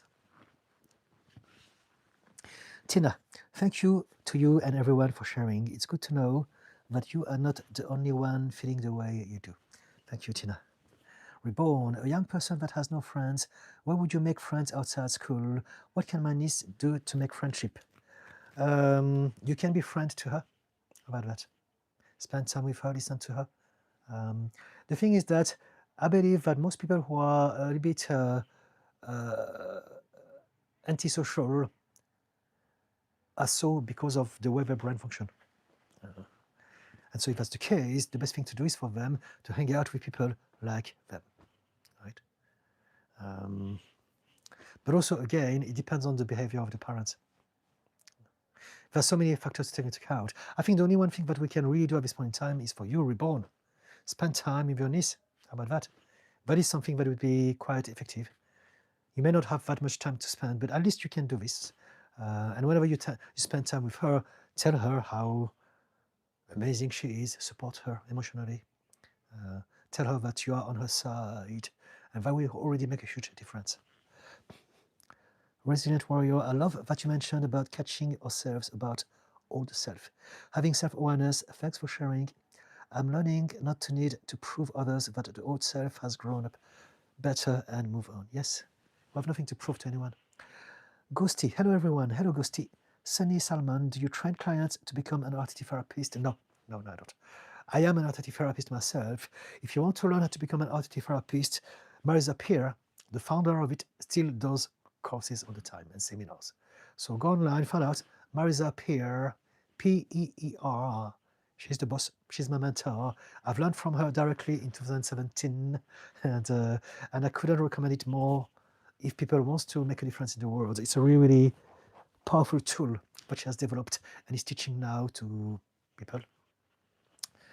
So no, I don't. Carol, thank you, Didi. Cat McCork, hello. Resilient warrior, are slowly realizing that growth mindset is not a destination but a journey. Yes, everything is a journey. People who think about destination have a fixed mindset, precisely. This is what I want. This is precisely exactly what I want, and I want it then or now, otherwise it's not good enough. Whereas if you focus on a journey, you're always exploring more, you're open. Learning and growing and accepting myself that things happened and it's okay. Focusing on the next move, experiencing life. Yes. Resilient warrior, learning that peace doesn't mean you avoided the storm in life, but learning how to find lesson from it and helping myself grow from it. Fantastic. Fu Paidu. Didi, thank you for another lovely session. I am watching it. Thank you so much. Kathleen, hello, I'm Kathleen. I have enjoyed your videos. Super excited to learn more. Thank you. I'm realizing it's 8:02, so I'm going to speed it up. I will come back Friday, but I'm going to rush because I've got other things to do. But I will read all the last comments very quickly. Reborn, thank you for the suggestions. I will have to find the root cause of her problem because she has been bullied at school from another student that was jealous about her good performance at school. Okay, let's talk about it next time. I'm here Friday from 6 p.m. UK time, again, from 6 to 8. Heather, hi, just there to say your videos are very comforting for someone who with a trauma background. Thank you so much, Heather. I'm glad that it's helping you in any which way. Ghosty, I really enjoyed your videos and advice. It's been very helpful. Thank you, Ghosty. Sasha, oh, hey, it's you. I love your videos. Thank you, Sasha. Dawn, why can I work all day? No problem, but can't do anything I want to do. I have so much to do and I want to do, but I just procrastinate, then hate myself, and I have plenty of free time. Come back next time and ask me again, please. I come live every Wednesdays and every Fridays from 6 to 8 p.m. UK time. Today, I need to rush it up, but do come back. If you can make it Friday, I would love to talk about it. Just remind me of this, please, then, or any other times. Sunny Salman, thanks for the tip on the training, Didi. I prefer to learn from you, lol. I will research your mentor. Okay. Carol Malone, hello Didi. What herbs and teas can someone drink to cleanse hormones that create negative emotions or violent outbursts? I'm not sure about it, but I can do some research and we can talk about it next time. Blacksmith, I love your videos. You inspire me to keep a positive attitude throughout this journey of life. Thank you so much. Reborn, your traumatic experiences has become medicine for us, invaluable life knowledge. Thank you for support. Thank you. I came to the end of it. Guys, thank you so much. I love you all. I will come back again Friday and also every Wednesdays and next Fridays for the foreseeable future. I put new long form content every Wednesday, such as today. So check it out, please, if you enjoy long form content. You can explore more in depth, maybe some of my thoughts. And I keep posting shorts as well. So whichever way you like. Thank you for following me. Thank you for supporting me. If you haven't subscribed yet, please do subscribe. If you believe that some of your friends can benefit from my help, get them to subscribe so that they can come to my next live stream and they can ask me questions directly. Okay? Any kid, have you smoked? Yes, I have. You look like pot smoked. Troll, okay. I actually did smoke. I used to take all the drugs in the world. But I don't believe you. I don't look like a pot smoker anymore. Carol Malone, we love you too, big brother. Thank you, Carol. Guys, love you all. Take care. Look after yourselves. Remember to be kind to others if you can. And if you can't, at least be kind to yourself. Okay? And so until next time, bye-bye.